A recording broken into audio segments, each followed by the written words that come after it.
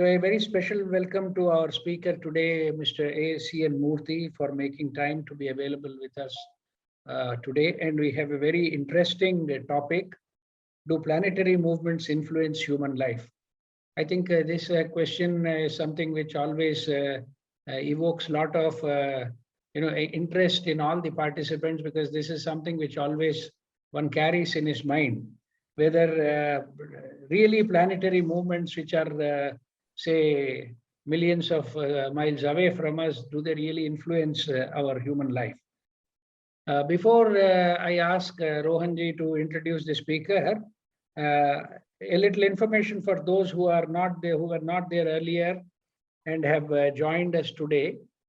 Rtambhara Wellness is a collective of like-minded individuals that look at wellness in a holistic way, not just the body, but the mind and the human psyche as well, and all through the practice of knowledge and wisdom that comes from our ancient Indian scriptures and heritage. We conduct corporate programs and retreats for wellness that look at personal transformation, and the details are available on our website, rtambharawellness.com. We also conduct webinars regularly, and our earlier talks are uploaded on YouTube under Rtambhara Wellness. If you would like to be a part of our community, either as a participant or a volunteer, please post your contact details, your mobile number, your email ID, so that we can add you to our groups. In today's session, Mr. Murthy is going to talk to us for about 40 or 45 minutes, which will be followed by question and answers. Feel free to post your questions on the chat function, and Mr. Murthy will answer your questions after his talk. One small message to all the participants: please do not ask personal questions related to your own future or something from the astrological point of view, because this is not the forum for that. If you really have any personal concerns, or if you would like to ask personal questions, you can directly contact Mr. ACN Murthy, and he would be happy to suggest. And Mr. Murthy does not charge any amount for the consultation. So bearing these points in mind, please post your questions which are related to today's subject, and we will take up for answers at the end of the 45 minutes time for the talk of Murthy ji. So let's go on with today's session and know more about do planetary movements influence human life. I now request Rohan Naik ji to introduce our eminent speaker today. Thank you. Thank you, Krishna. It is my absolute pleasure to introduce Mr. ACN Murthy. Mr. Murthy is a seasoned management professional with over 20 years of experience at reputed MNCs. He is an ardent follower of the ancient wisdom of India and a practicing astrologer. He pursued his Acharya in Vedic astrology from Bharati Vidya Bhavan. He has also studied contemporary astrological practices such as Chandra Nadi, Tali, Degree Stream of Astrology, Prashna Shastra, etc. He is currently the Director of International Service for Rotary International, District 3190. He is the Founder President of Rotary Club of Vidyaranyapura. He is an honorary member of Curriculum Advisory Board to Mount Carmel College, Bangalore. He delivers lectures at various colleges on subjects varying from management topics to business environment and astrology.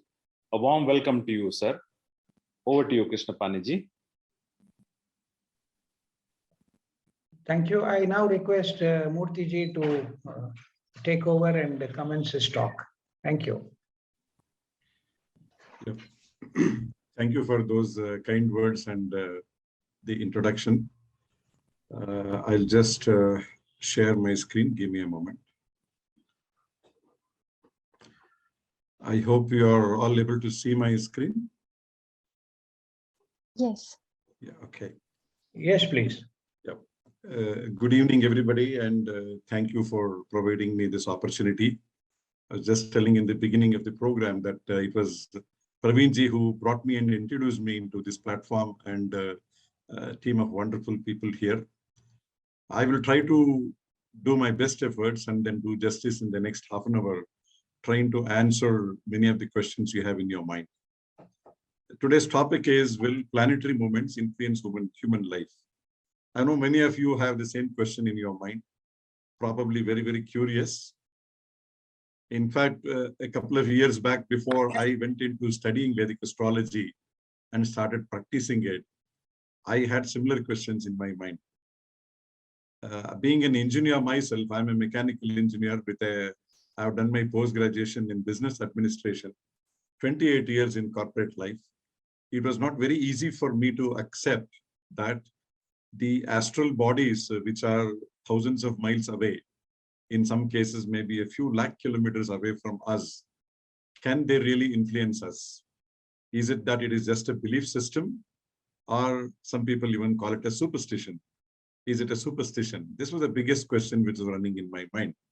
And if planets can influence us, and as some people say, our life is already predestined based on what we call as karma theory, etc., then why should we do any remedial measures?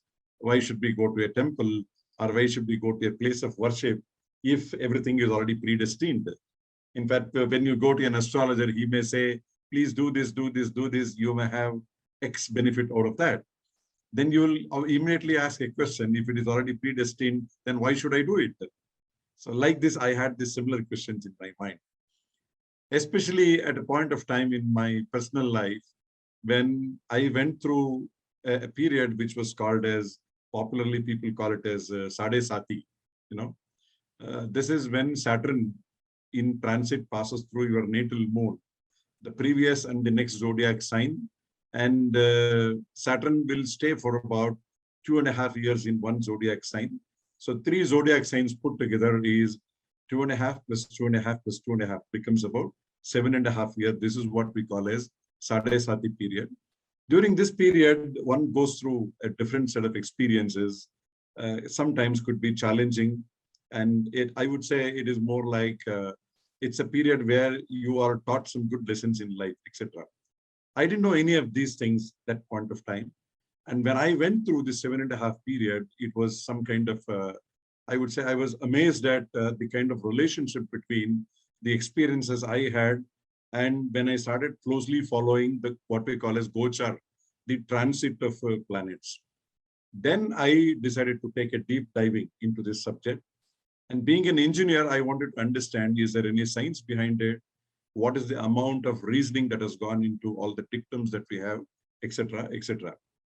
One thing that I realized was that when I started studying Vedic astrology and went into the Vedic scriptures, our ancient texts that we have, etc., first thing that I found was that astronomy and astrology are very, very closely linked. I was amazed to see the amount of mathematics involved in astrology also.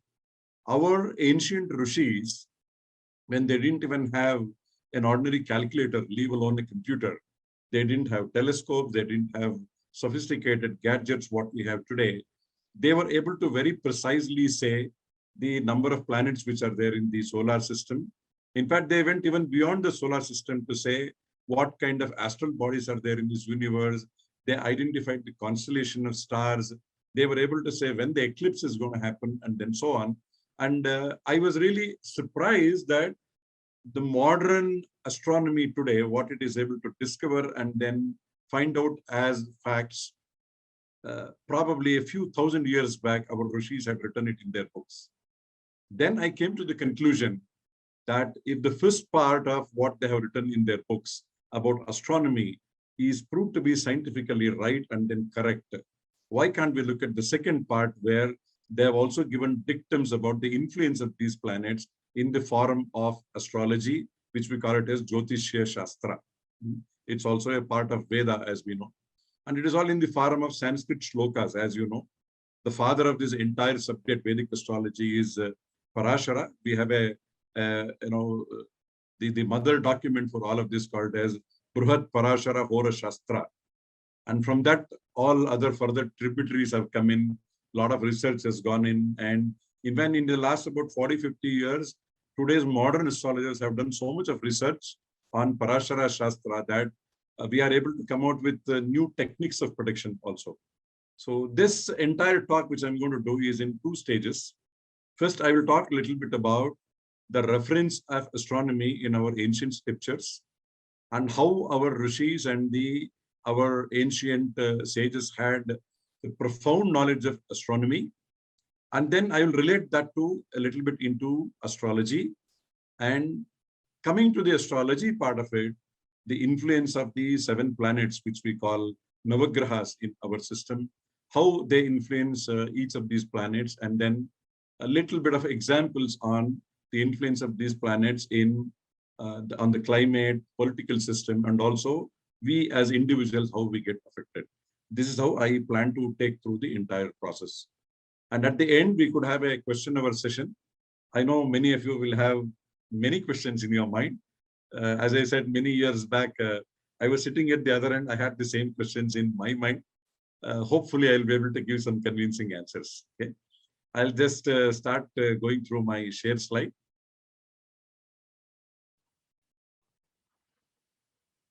Yeah.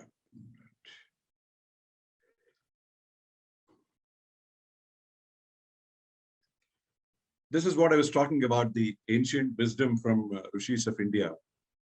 You know, in the British days, there was a systematic suppression of many of our ancient streams of knowledge, including astrology. And whatever was Western was considered as superior, and whatever was from the Indian ancient wisdom was considered as inferior. Till about couple of decades ago, India was considered as a land of snake charmers and considered as an underdeveloped country, etc. And it was at this point of time we have to be thankful this person called Max Muller. Many of you would have heard of his name. He was a German philosopher who came to India, studied Sanskrit. He studied our Vedas, Upanishads, etc. And he told the whole world that here is a country with an ocean of knowledge. And then at one point of time, India was considered as the Vishwa Guru, the one who was the teacher for the entire world. That is when the perception about India started completely changing.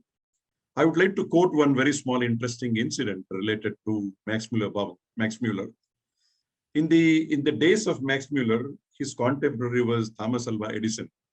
We all know, who has not heard Edison's name, the person who invented so many scientific inventions in his career. And when he came out with this invention of gramophone recording, where he could record a person's voice and then replay it, he went to Max Muller and then told him that I would like to demonstrate my new technology with your help, where I want to record your voice and then replay it. Max Muller said, about a few days from now, we have an International Science Congress happening in London. That's the right platform. Why don't you showcase your new invention at that point of time? So he went there, he recorded 2 minutes of Max Muller's voice, replayed, and the entire scientific community was, taken aback. For the first time, the world could see that a person's voice could be replayed with the help of technology. When Max Muller came on the stage to talk, he asked everyone, did you understand what I spoke? It's not that it was not audible or something like that. He was asking, did you understand what I spoke? Most people said, no, it appeared to be some very strange language which you spoke. Then Max Muller said, I was actually reciting the first few lines of Rig Veda, which starts as Agni Mele, Purohitam, etc., etc. And he told the entire scientific community that when we Europeans, today what we consider ourselves to be advanced nations, when we were living in forests like tribal people, wearing animal skin and then hunting animals to satisfy our requirements of food, the rishis and sages in India were so advanced during those days that they were able to talk about solar system, talk about eclipses, talk about different planetary movements, and then what, until about a few hundred years ago, what we are able to discover, our sages were able to write it down in their books thousands of years ago. In fact, they say the entire scientific community there gave a standing ovation, not to Max Muller or to Thomas Alva Edison, but to the Indian sages and the ancient wisdom that India carried. You can just see in this picture here, I've just put in a couple of pictures here to consolidate. We have the great sage Aryabhata, who spoke about sun and the movement of earth long back before Galileo could say that it is actually sun which is stationary and it is earth which is moving around. You know, till about a few hundred years back, people thought that sun is moving around us and earth is stationary. He wrote in many of his books about sun and the movement of earth. In fact, he was so precise to say that it is going to be 365.25 days. That is the accuracy to which Aryabhata was able to talk about. And similarly, Bhaskaracharya, in one of his scriptures called Siddhanta Shiromani, he writes about the effect of gravity. And he says the sun being the head of the solar system, he is able to hold all the planets in such a way. He gives a very beautiful example in Sanskrit. He says a person who is holding a horse by, holding through a rope. If the horse is moving around the trainer in a circle, he says, yes, horse is free to move around, but it is held under control by the trainer with the help of a rope. He gives this example to say sun is like the trainer of the horse, and all the planets which are going around the sun are like horses. They are free to move, but with a limitation of movement within their orbit only. They cannot go beyond that. He gives that beautiful example about gravity. And similarly, Varaha Mihira, who did a lot of research on Vedic astrology, particularly from Parashara's books, he wrote a book called Panchasiddhantika. He not only spoke about the astral bodies and their effects, etc. Long back, he wrote that Mars is a red planet and there is water available on Mars. Today, we have, starting from NASA to many organizations which now have discovered that there is water available on Mars and Mars is a red planet, and then so on. And some of you who are fairly good in understanding Sanskrit, you could read many of these books where a very clear explanation of each of the planet in terms of their color, in terms of their behavior, in terms of their size. Everything is written in Sanskrit, and none of us know when it was written. In fact, some of them have been written a few thousand years back. This is what I was telling you in the beginning, that many of our Vedic scriptures were able to talk so authoritatively about astronomy, and they also spoke about astrology in their second part. Just one example I want to give to people who could be interested. Yesterday we had Hanuman Jayanti. We have this famous Hanuman Chalisa, which everybody knows. There is a line in Hanuman Chalisa. It talks about, I'll just talk only the first line here. Yuga Sahasra Yojana Parabhavu Banu. You know, there is a story on Hanuman that when he was a small kid, he tried to go and then catch sun, thinking that sun is a ball and he wanted to play with it. Most of us, we call it a rubbish. And we say that, is it possible to go near sun? And even if you go, you will get burnt because of the temperature, etc., etc. This is what our physics books have been taught. But look at the beauty here. Yuga, Sahasra, Yojana. Take these three words. Yuga means, in Sanskrit, it is 12,000 years. Sahasra means, all of us know, is about 1,000. One yojana in the olden days was a measure of distance called 8 miles. If you multiply Yuga, Sahasra, Yojana, 12,000 into 1,000 into 8, you see here, 1 mile is about 1.6 kilometers. It comes to, you can see 9.6 million miles, or you can see the figure at the bottom. And you'll be surprised, my friend, this is exactly the distance between Earth and Sun. In fact, as an engineer, I became a little more curious. I went into the internet to do some more research on that. I found that Earth around the Sun, when it is going in its orbit, it is not exactly a circle. As we all know, it is a little elliptical. So at a certain point in the path, Earth is closer to the Earth is closer to the Sun. In some points, it is a little away from the Sun. And if you look at that from a scientific perspective, which we have done, it happens to be 9.5 million in one case and 9.7 million in another case. And the average of the two comes to 9.6. And this is the figure which our people wrote We don't even know when it was written. One simple example of how our scriptures are able to talk about such a profound knowledge of astronomy. Yuga Sahasra Yojan. I can't resist myself talking about Nalanda University. This is the first official university of this world. Today we have Cambridge, we have Oxford, we have Wharton, we have many universities across the world. But the first university, a recognized institution in the world, was Nalanda. People from across the world used to come to India to study. At one point of time, they had 2,000 teaching staff in Nalanda, and that is the kind of glory that we had. Xuanzang, who came from China, Megasthenes, all these people, they studied here. In fact, Xuanzang even became a teacher there. I'll just quote one small writing from Xuanzang. He says they had an entrance test to go to Nalanda University, which was so tough that only 10 out of 100 could really get through. And this test was being done by people whom he calls it as Dwarpalaks, Dwar Pramukhs in Sanskrit, which means something like gatekeeper. If a gatekeeper could fail 9 out of 10 people who come from across the world, the best of the talents, you could imagine the kind of knowledge that the teachers there had. They had a library block, which those days they claim had 9 million scriptures, which are all on palm leaves. They used to call it as Dharma Kunj, the mountain of knowledge or something like that. Anyway, it's a pity that this entire Nalanda was destroyed. Some people put the entire thing on fire, and the library block of Nalanda, which contained 9 million, this palm leaf, this thing, it was set on fire. And it's a pity. And in fact, I feel sorry to say, people say that this library block was burning for 6 months. That is the amount of, the material which was there available.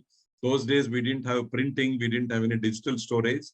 Quite an amount of knowledge we had in the past got destroyed in instances like this. So what we are left with here today, we are trying to manage it.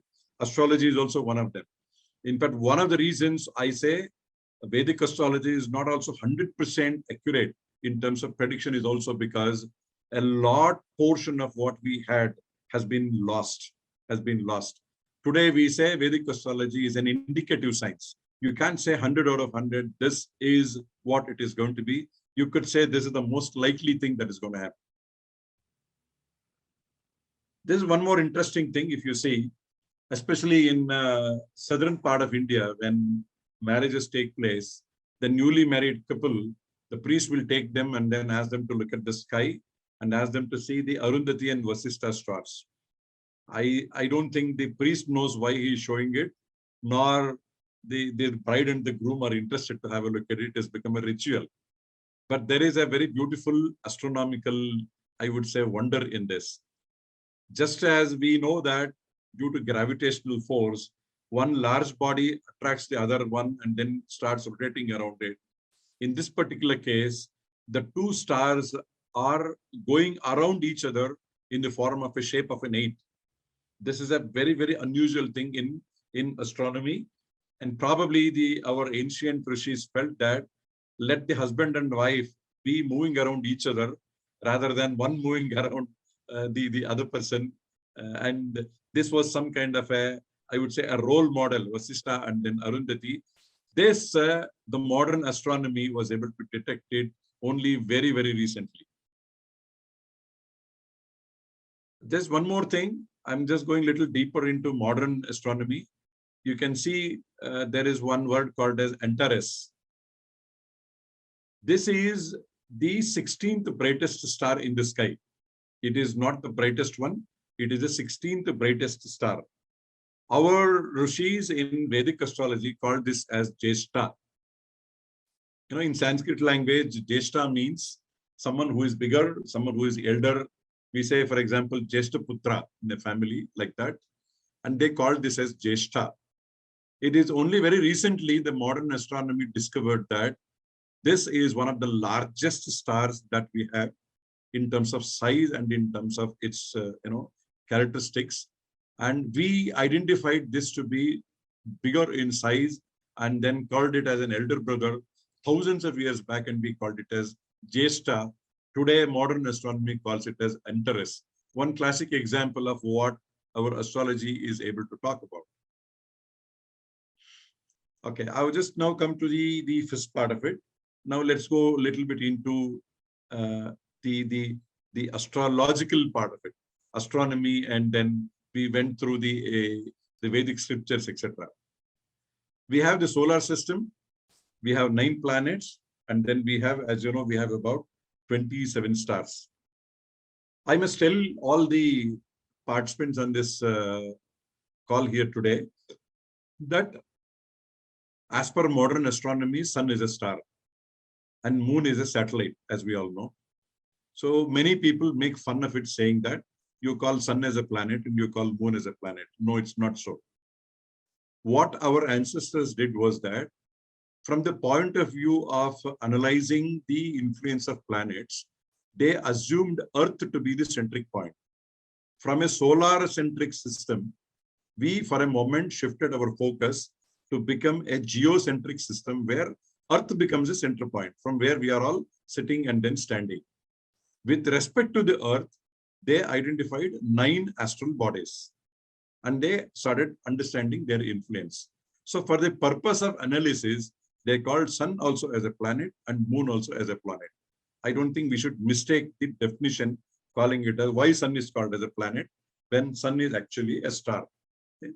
So we have about 9 planets, 7 are physically existing planets, and then we have 2 more in Indian system, Hindu system called Rahu and Ketu. Many of you have heard of that. The beauty about this is that many of the astral bodies which modern astronomy has been able to discover today, as on date, no telescope, no NASA, no astronomical body has been able to physically identify Rahu and Ketu. These are called as shadow planets. We call them in Sanskrit as Chaya Grahas. In fact, they are imaginary nodal points where the orbit of the moon and orbit of the Earth coincide at a certain point. I will not go too much into details of that. These nodal points are said to have some effect. Our ancestors found that this has some influence on us. Probably just like many other things that we have discovered, over a period of time, someday the modern science will discover that Rahu and Ketu also existed. You will have to wait for that. Yeah. I've just put a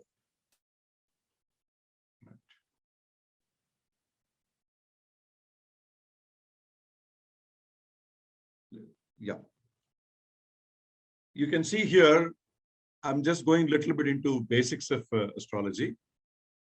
We have 12 zodiac signs. Many of you are fairly familiar with this.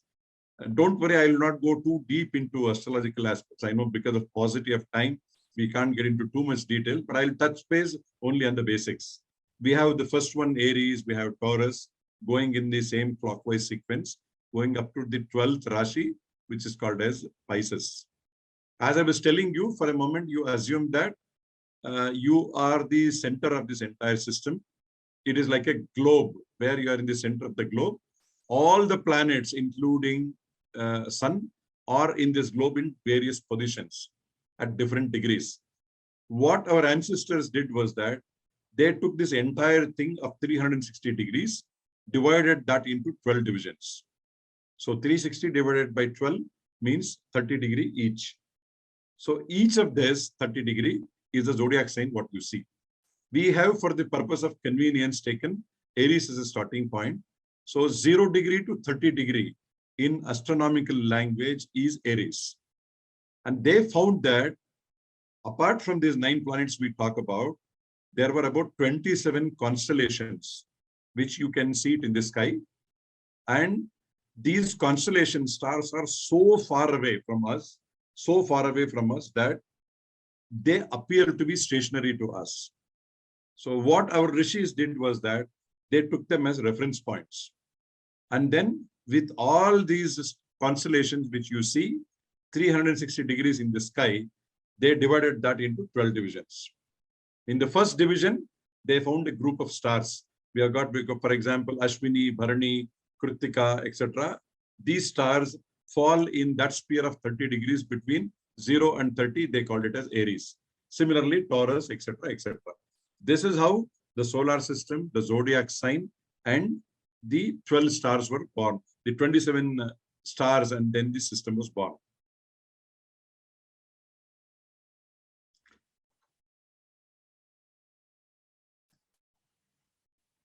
Yeah. You see here, I've just gone into a little more details here. If you look at the first one, Aries, in Hindu system, we call it as Mesha. And the owner of this is at the planet Mars. And similarly, we have got Taurus, which is Vrishabha, owned by Venus, etc., etc.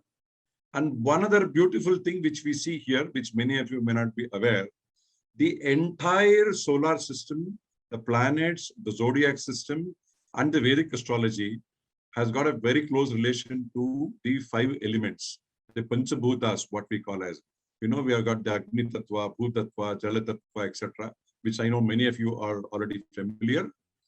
Our human body is also influenced and then made out of these Panchabhutas.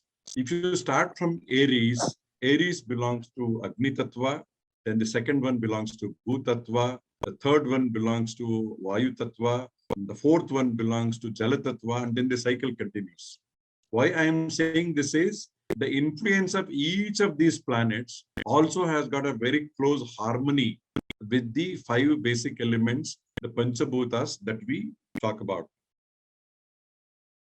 Why I'm saying this has got some relationship, which you will understand in the subsequent slides. Now let's go into understanding the signification of each of these planets, because that is what decides how we humans get affected. Okay? Let me go to the first one. Now Sun, planet Sun. He is the center of the solar system. The Navagraha, for all the Navagrahas, he is the Adhipati. In astrology and astronomy, without Sun, in fact, the subject itself is incomplete. In astrology, we say he is the soul. He is the engine of the horoscope.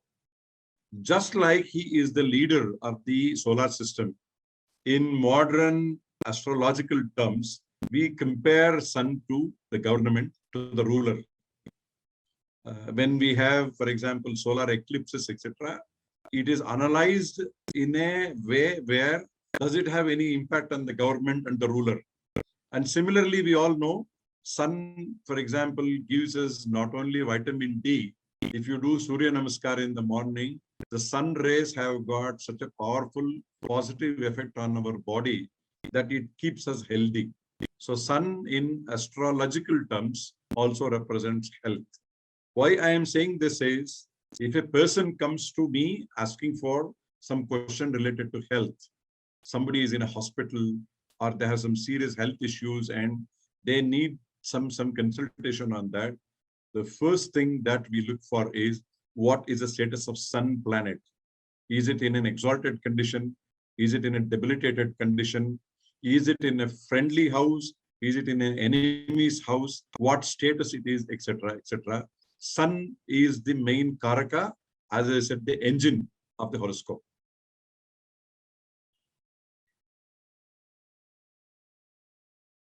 Now I'll go to the next one, which is Moon. This is an interesting one. We see Moon in astrological terms also represents water. Of the many characteristics, significations, what we call as Karakatva, Moon also represents water. We find that scientifically during new moon and full moon days, the wave pattern in the ocean changes and you can see high tide and low tide. And now scientifically it has been proved that it is because of the gravitational influence of Moon.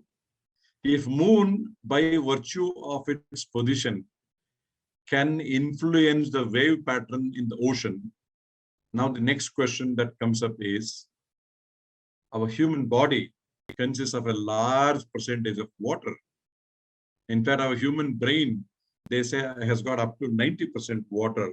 What makes us not to believe that the humans and the human brain and human emotional system doesn't get influenced by Moon? In fact, in the olden days, you would have heard people try to behave with some extremities on new moon and full moon days. We keep hearing this in many occasions. It is partially true. And new moon and full moon days, it has some influence on our neurological system and our emotions and the brain. It is just that from a person to person, the extent of variation that happens could change. In fact, in my experience of being an astrologer in the last few years, I have not seen a single horoscope where if the moon is in a dusthana, what we call bad position, or the moon is in a afflicted position, invariably that individual has problems related to mind. He could be, for example, facing problems with depression or mood swings or many other OCD and then many other issues, etc. Moon has got such a significant role, particularly when it comes to controlling the mind. I'll just move further. We'll move to the another major planet, Jupiter, Guru, one of the largest planets in the solar system. They say most of the other planets can be put inside the Guru Graha if it were to be hollow. It is so big. But Guru has a very, very significant influence on our life. He represents knowledge, name, fame, and then many other things. And for someone who gets into, let's say, the profession of teaching or the profession of counseling or becomes an advisor to others, he has to have Guru in a good position. I have seen many people in their horoscopes with Jupiter being good. You can attribute it to them as being knowledgeable people, wise and then noble people, etc. And especially when Guru has an influence on other planets, we call it as aspects, drushti, it can take away the evil effects also. Sometimes you have a bad time, but if there is a Jupiter influence, he will come in as a savior and then either reduce the bad effect or sometimes even completely remove it also. That's Jupiter. Then we have the next planet, which is Mars, another very interesting planet. Mars represents energy. And we say men are from Mars, you would have heard of all of that. It gives the drive to win and then become the best. Mars makes you like a warrior. It gives you so much of energy that people who have got Mars in their horoscope in strong positions, you can see that they are very dynamic people. They are generally strong leaders, etc.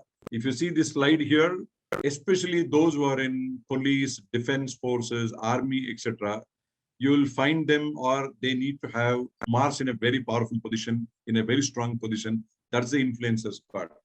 Now, talking about the corollary of that, if Mars is in the association of good planets, they can become, a soldier. The same Mars, if it is in the company of bad planets, if it is afflicted, that energy that person has got, the aggression, etc., can make that native to even become a gunda also. He can become an antisocial element. We see both happening. So Mars could be good and bad depending on where or in what position he is there and under the influence of what other planets. We have now, next is Mercury. Mercury is considered as the prince, also represents children, and it represents intelligence, absorption capability, IQ, nervous system, etc. And for someone's education to be good in business, etc., Mercury is a very, very interesting and an important planet. Moving further next is Venus. We all know Venus is the planet of, represents, apart from many things, Venus represents love. Venus is also known for wealth and luxury. In the Indian system, we say the person is going through Shukra Dasha, when he is able to accumulate a lot of wealth. This is what we say in the parlance of Venus, giving that, the luxury and then such things. He is the giver of high level of richness and pleasure to human beings, Venus. Then we have the next most important planet, which is Saturn. Saturn is considered as, in Sanskrit, we say Karma Phaladata, one of the most important planets in the solar system. And Saturn represents our past karmas also. In normal language, when we say karma, it represents your profession. But in astrological language, karma represents the good and bad deeds we carry from the past, from our previous births. So when I say about all the solar, the planets in the solar system, these are actually indicators of what we are about to go through or what we carry from our past. Saturn and Jupiter particularly, they are slow-moving planets. The rest are all fast-moving, as we know astronomically, but Saturn takes about 30 years to go around the sun. So in each zodiac sign, he will stay for 2.5 years. Whereas Jupiter takes about little more than 12 years to go one full round around the sun. So he will stay for 1 year in each sign. The rest of the planets are closer to sun. They move faster. So the influence of that also will be felt for a short period. So we will generally discuss when we talk about influence of planets, we normally talk predominantly about Saturn and Jupiter because their effect is considered to be a little long-lasting compared to other planets. Saturn is also responsible for, as I was telling some time back about Sade Sati, etc. And Saturn is a great teacher. He lets you go through sufferings in life, but teaches very valuable lessons. Many people are afraid of Saturn, but Saturn is a great teacher and he lets you understand the value of life. Then we have the next shadow planet, Rahu and Ketu. It may be a little difficult for you to understand from this sketch, but these are two nodal points which are considered as imaginary points. And one point is called as Rahu and the other one is called as Ketu. Rahu is a planet which is considered as Maya, kind of. Whichever planet Rahu gets associated with, the Karakatva, the significations of that planet comes under the influence of Rahu. And similarly, Ketu also has a different influence. Ketu is a karmic planet. He will make you move away from something. Rahu will spoil you by giving more or getting you into bad habits. Ketu will spoil you by taking away something from you. Broadly, I think that should be good enough for us to understand. So this is just broadly what I wanted to talk about the 9 planets and the influence of that. There are many researches that have been done on trying to decipher the effect of these planets. Still research is going on. In fact, one of the recent researchers also talks about, for example, pregnancy with women. With the 9 months of the childbirth sequence that we see, it has been, some research has been done that each month is controlled by a particular planet. And if one of the planets in this 9-month series is afflicted or is in a malefic condition, we can caution the mother to take care that there should not have any miscarriage or some kind of unfortunate things happening during that particular month. A lot of research has gone into this, and I'll be able to share that maybe sometime later. One of the very strongest influences of these planets, especially when it comes to pregnancy and then related things. Then many people ask me, what about Uranus, Pluto, Neptune, etc., which are very popularly used in Western astrology. It is not that our rishis and our ancient people didn't know about this. They just didn't give much importance to it because they thought that the influence of these planets is very insignificant. One reason is they are so far away. In fact, a planet like Pluto takes 30 years to move from one sign to another sign. That being the case, the influence is considered to be very, very insignificant. So when our sages were able to talk about solar system beyond and the Milky Way and the universe, it is wrong to assume that they didn't know about Uranus, Pluto, Neptune, etc. It is just that they have not been given the required importance. Now I am coming to the last part about the influence of the planets. It will take about probably about 5 to 10 minutes. With that, I'll be able to wind up and we can move into question sessions.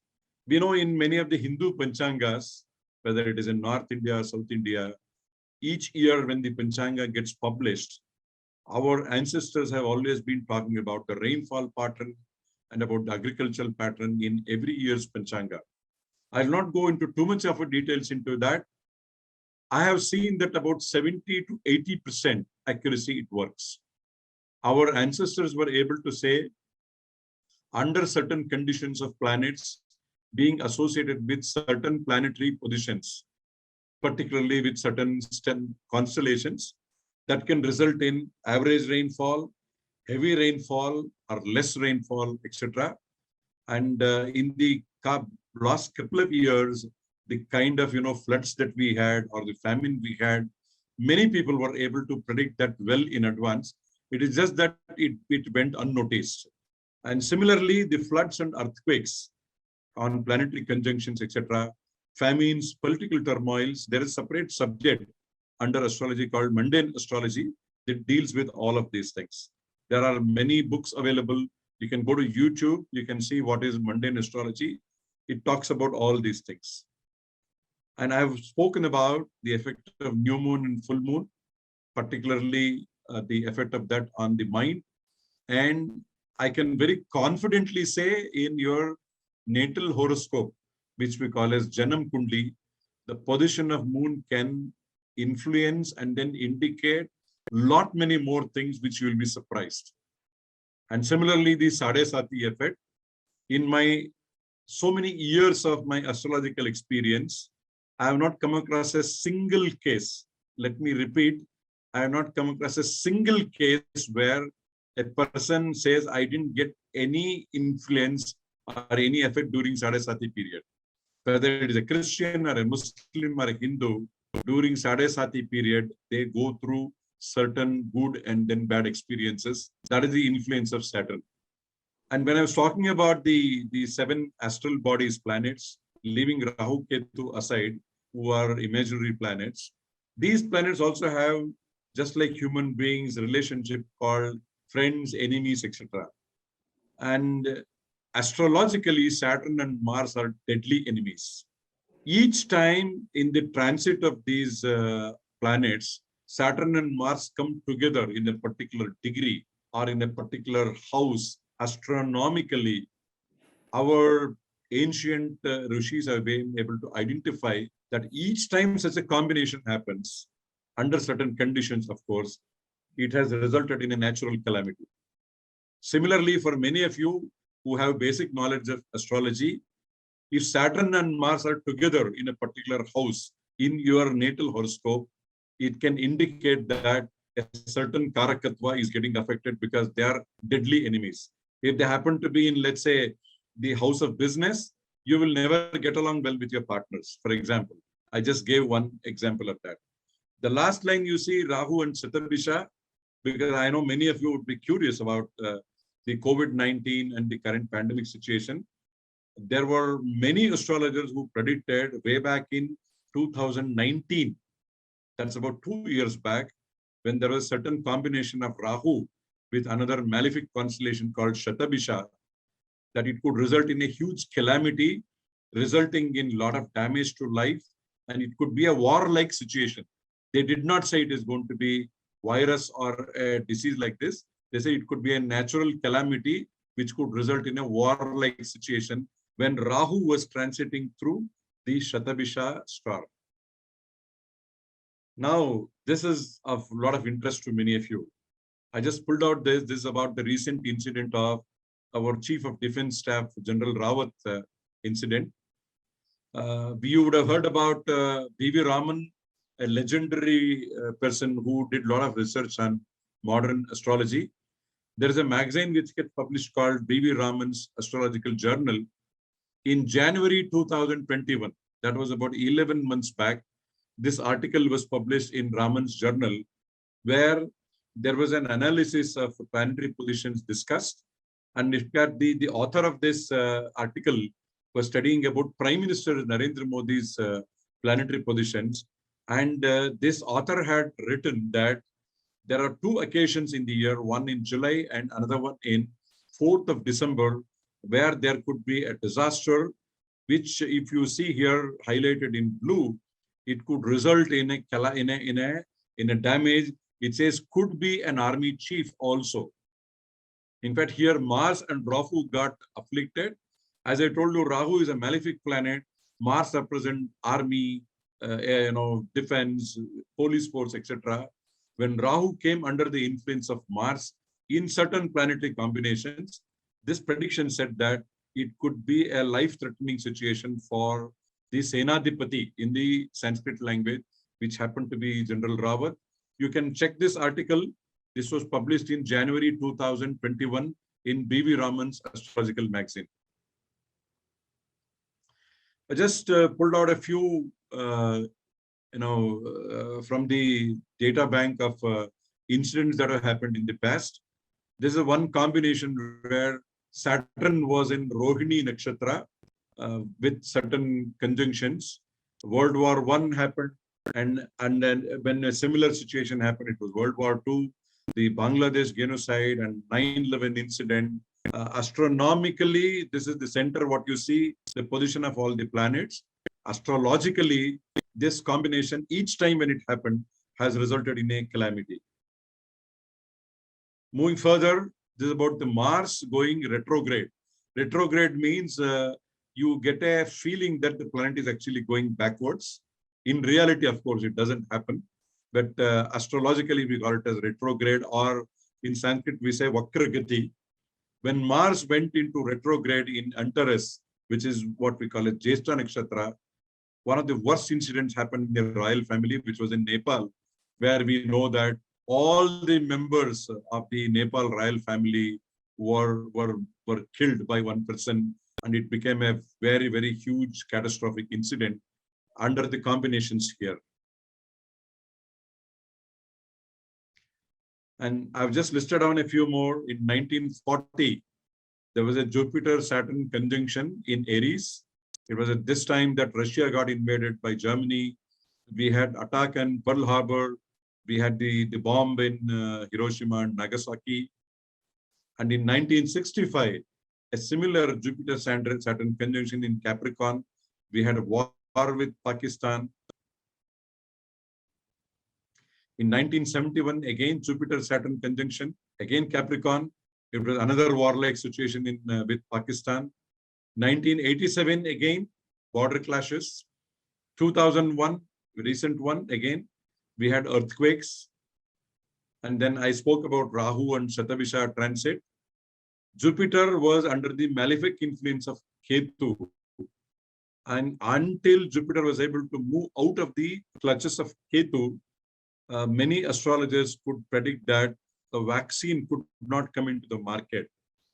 Jupiter, as I was telling you, is the Deva Guru. He is the solution provider. But Jupiter was under the clutches of Ketu, which was not allowing a solution to come in. And as anticipated, when Jupiter moved out of the influence of Ketu, the world could see vaccine coming into the market. I told you about the Saturn and Mars enmity. There have been several instances of the conjunction of Saturn and Mars creating some kind of problem or the other. I've just come more or less towards the end of my slide.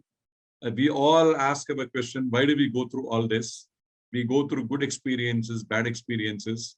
Sometimes, whilst one is going through a bad experience, someone may go through a good experience. For example, in COVID crisis time, some segments of business did extremely well.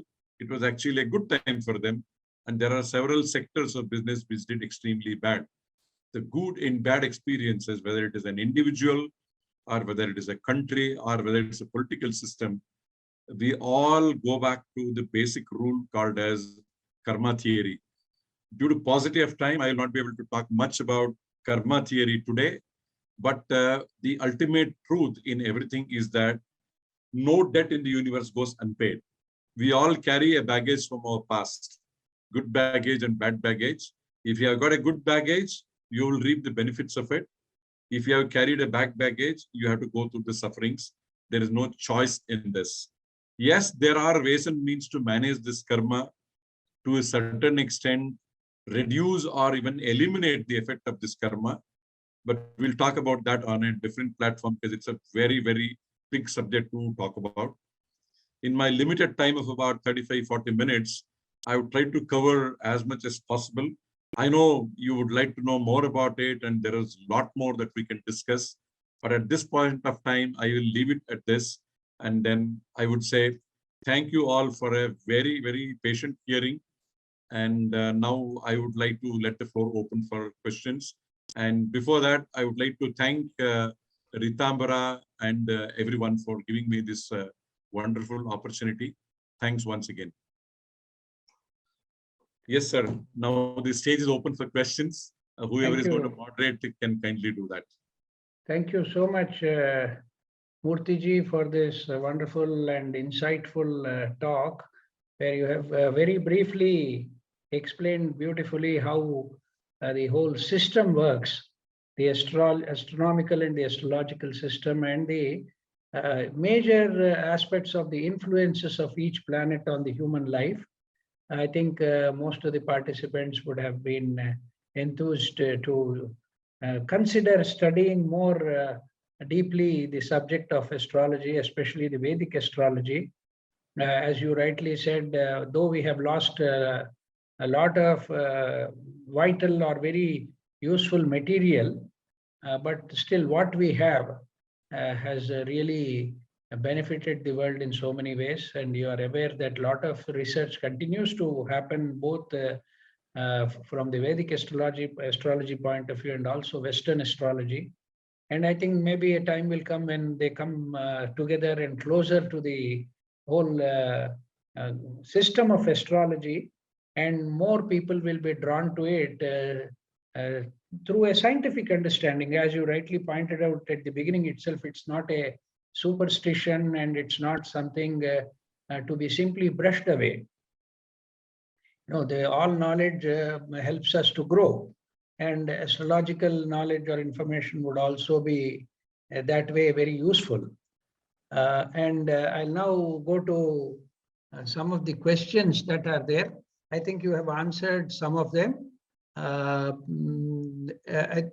question by Mr. Khemka is about Murthy, does COVID-19 is related to astroscience in any manner? I think you have briefly answered that, that some predictions have been made about an impending calamity in the form of a natural calamity or a warlike situation. Then we have Vinod Baslialji. Sir, does only ascendant play an important factor in one's astrology?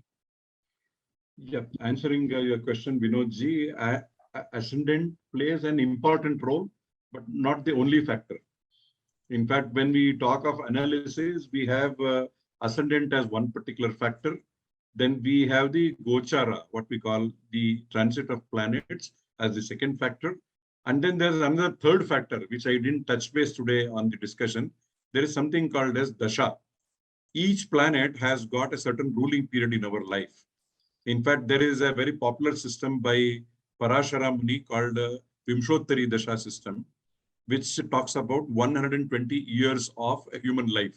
Maybe in the olden days, people were able to live for 120 years. This 120 years has been divided in a certain proportion to all the 9 planets. So each planet will rule for a particular period in one's life. So we look at those factors also. So to answer it briefly, ascendant is about 1/3, I would say. Another 1/3 is transit of planets. And the last 1/3 is what we call as Dasha Bhukti. All 3 have to be considered before you come to any conclusion. I hope I've answered your question. Thank you. Thank you, Murthy. And we have a very interesting question from Pawan Gupta ji. Any strong prediction for India in the next 5 years or so? Will Indian civilization regain its place in the coming years? Sir, I am very happy to say the answer is yes. Answer is yes. If I start talking a little bit more, it might look like my political affiliations. It will look like that. But most astrologers, learned astrologers, have told that under the leadership of Narendra Modi ji, the India will become in the path of becoming a Vishwa Guru, and we will regain the glory of the past. May not be to the extent where we were in the past, but it is going to be very significant. Yes, India will become on the path to become the Vishwa Guru. You are already seeing, for example, something like yoga. Worldwide in more than 200 countries, yoga is accepted as a practice which is helpful for one's well-being. This is one simple example. And if you look at many of the Indian traditions and then several things which we practice in India, it's a different subject. I don't want to go into details and today, but they all are being appreciated today that yes, they are being very scientific. Yes, India can see much better years in the coming days. Okay. Another question by Sanjana Rajji. Sir, if everything is already pre-decided, then can we actually change our life? I think this is a very typical question. Yes, and probably I get this question everywhere. Yeah. And as I was telling in the beginning of the program, I had the same question myself. If everything is pre-decided, then what is it that we can do? In fact, I was telling at one point of time, why should you go to a temple or your place of worship? Why should you do homa, puja, everything, if everything is already predestined? Answering a question, yes, many of the things is decided by what we call as fate and then vidhi, which we call. But the point here is that where astrology comes into picture is that you cannot change the course of events or what is going to happen, but we can help you to reduce the severity of it. I give a very, very classical example on questions like this. Suppose you are planning to go out on some work. It's going to rain very heavily. God cannot stop rain for your sake, but you can be helped to carry an umbrella. At least it will help you either not to get wet or at least get less wet, but rain does not stop. This is destination. So if you are destined to go through certain things, by following certain karmic acts, yes, it is possible that you can reduce the severity of it. But if some astrologer says you do this, everything is going to change, I don't agree with that. Then we are actually questioning or defeating the very dictum of astrology itself. If, by doing certain things, if things can completely be changed, it can reduce the severity of it to a large extent. That's the answer I always give. I give this example of umbrella in the case of a rain. I think, Murthyji, your earlier example of a rope and a horse also is applicable here because you are permitted to go around in a particular orbit. Yes. Within the orbit, you have some freedom, but generally the guideline, the boundaries of the orbit will decide. That is pre-decided for you. Absolutely, sir. In fact, I share another example of a video game. When you are playing video game on a screen, you have the freedom to do whatever you want. Yes. But the point is that there is a software program which controls that you can do certain things only within a boundary. So you think you are actually doing what you want. Yes, there is a certain amount of freedom, but that freedom is restricted within a certain framework.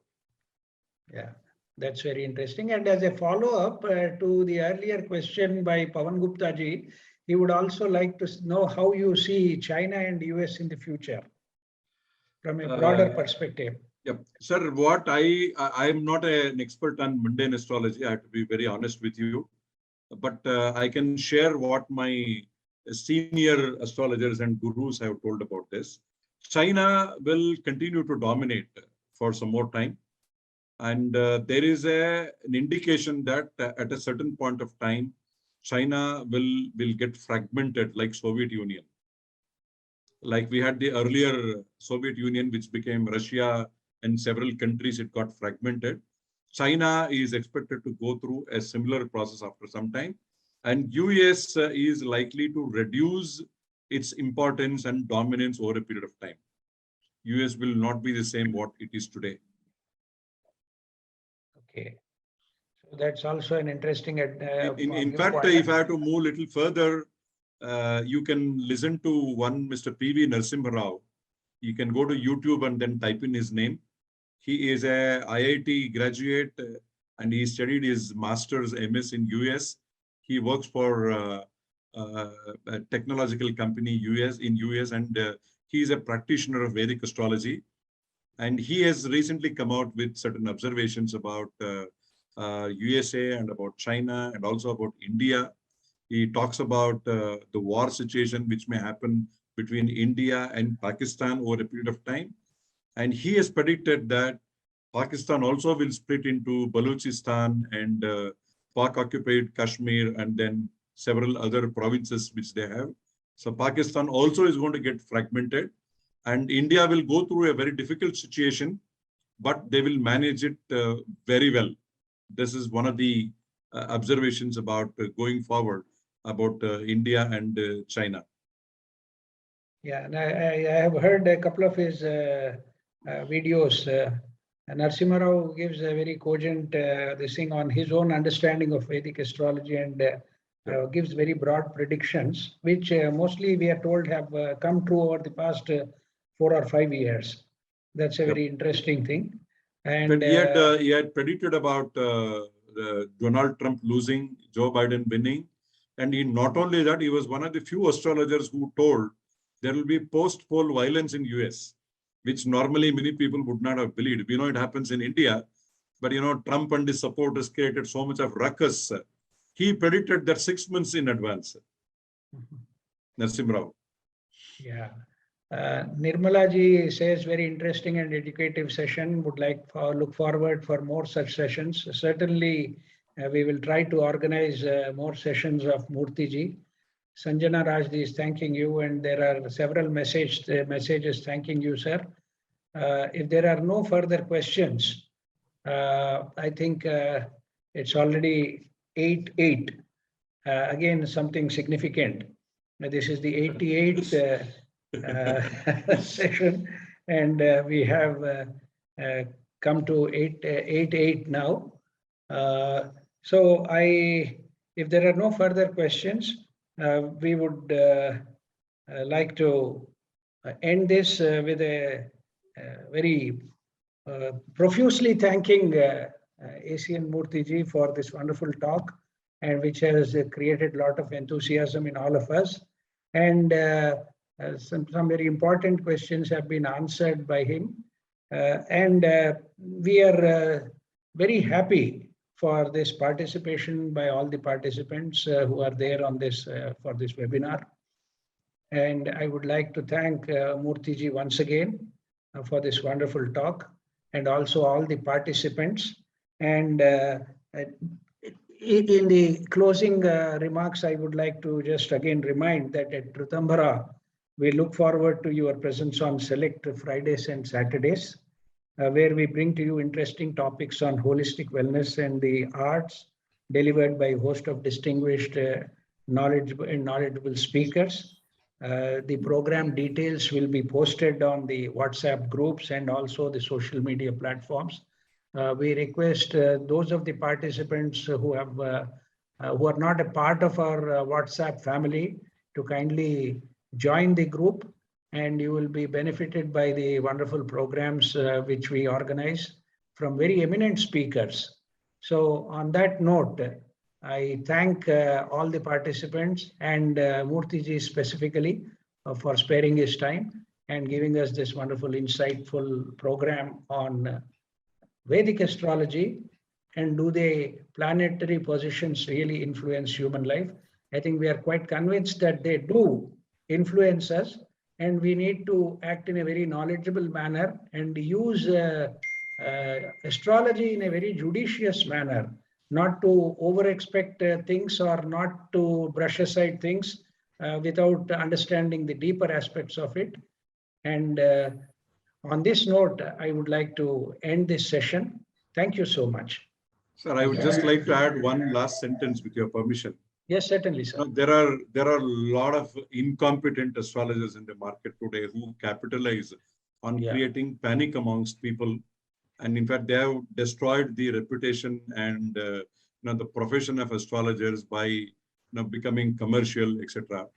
I would like to just give one small advice to all the viewers on this call here today. If you happen to go to a doctor, and let's say the doctor was not able to diagnose your problem properly or is not able to cure properly, you say the doctor is bad. You don't blame the MBBS course. The same thing happens in the case of astrologer. Maybe some of you might have had a bad experience going to an astrologer. What the astrologer told didn't happen, or he was probably not competent enough. If you can accept that a doctor is bad but not MBBS, please apply the same logic here. It is not that astrology is bad. It is just that the person was incompetent. Please do not brush aside the science of astrology because it is very ancient. It has its own roots. It has got a lot of scientific basis and it is born out of a lot of reasoning. So there are many pseudo astrologers in the market today. I must caution, be aware of it. And they try to capitalize, as I said, creating what we call as fear factor.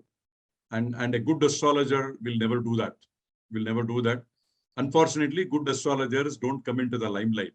Those whom you see on TV channels, etc., I'm not generalizing, but majority of them are, according to me, I'm sorry, I'm using this word, incompetent to be called as astrologers.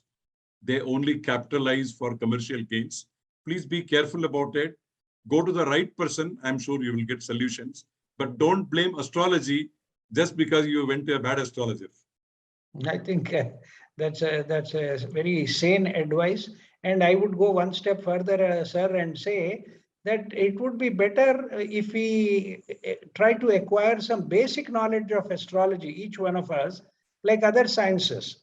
Now, we need not go much deeper into it, but a basic course or a basic understanding of astrology would really help you to know who is a good astrologer or who is not a good astrologer, and who is really trying to help you in your life through the science of astrology.